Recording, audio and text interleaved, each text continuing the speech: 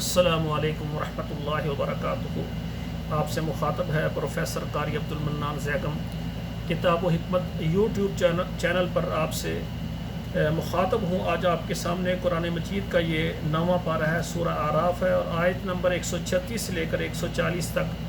5 آیات میں آپ کے سامنے تلاوت کروں گا۔ اعوذ باللہ من الشیطان الرجیم، بسم اللہ الرحمن الرحیم۔ فانتقمنا منهم فأغرقناهم في اليم بأنهم كانوا بآياتنا كانوا عنها غافلين وأورثنا القوم الذين كانوا يستضعفون مشارق الأرض ومغاربها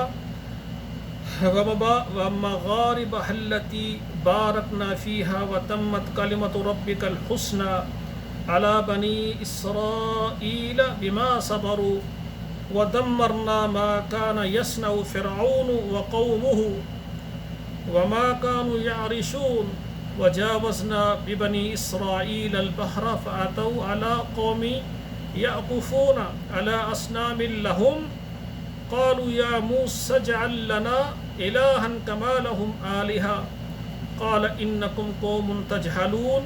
إن هؤلاء متبر ما هم فيه وباطل ما كانوا يعملون قال أغير الله أبغيكم إلها وهو فضلكم على العالمين۔ اللہ ذوالجلال فرما رہے ہیں فانتقمنا منہم، ہم نے ان سے بدلہ لیا، فاغرقناہم فی الیم، ہم نے سب کو دریا میں ہم نے غرق کر دیا، بانہم کذبوا بآیاتنا، یہ اس لیے ہم نے کیا کہ انہوں نے ہماری آیات کو جھٹلایا، وکانوا عنہا غافلون، اور وہ اس سے غافل تھے، وَأَوْرَثْنَا الْقَوْمَ الَّذِينَ كَانُوا، اور ہم نے وارث بنا دیا اس جگہ کا اس قوم کو، كَانُوا يُسْتَضْعَفُونَ، جو ان میں کمزور جانے جاتے تھے، مشارق الارض ومغاربها، زمین کا مشرقی اور مغربی حصہ، الَّتِي بَارَكْنَا فِيهَا، جس میں اللہ تعالیٰ نے برکتیں رکھی تھی، وَتَمَّتْ كَلِمَةُ رَبِّكَ الْحُسْنَى، اور پورا ہو گیا تیرے رب کا وعدہ اپنی نیکی کے ساتھ، علی بنی اسرائیل، بنی اسرائیل پر، بما صبروا، جو انہوں نے صبر کیا، ودمرنا ما كان يصنع فرعون، اور ہم نے خراب کر دیا جو کیا فرعون نے، یعنی فرعون کے جو عزائم تھے ان کو ہم نے تباہ کر دیا، وقومہ، اور اس کے قوم کے عزائم کو، وما كانوا يعرشون، اور جو وہ تھے اونچائی پر چھائے ہوئے، بڑی بڑی بلندی پر عمارتیں بنائی ہوئی تھے، سب کچھ تباہ و برباد اللہ نے کر دیا۔ وجاوزنا ببنی اسرائیل البحر، اور ہم نے پار لگا دیا بنی اسرائیل کو سمندر سے، فاتوا علی قوم یعکفون علی اصناف،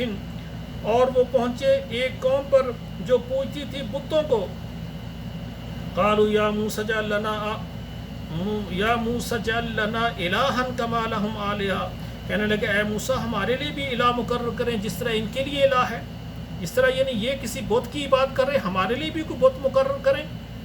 استغفر اللہ، قال انکم قوم تجہلون، کہا بے شک تم جاہل قوم ہو، ان ہؤلاء متبر، یہ تو وہ قوم ہے جو تباہ ہونے والی ہے، متبر ما ہم فیہ،